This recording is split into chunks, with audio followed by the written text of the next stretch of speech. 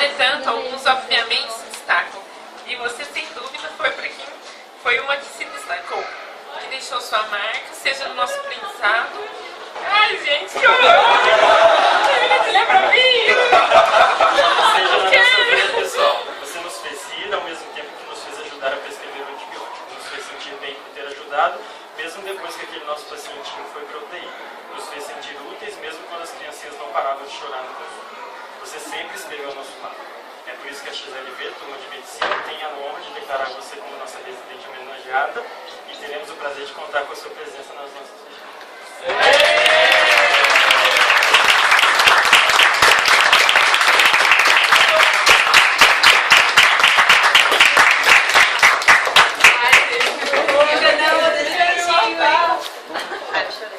Não, você emocionou.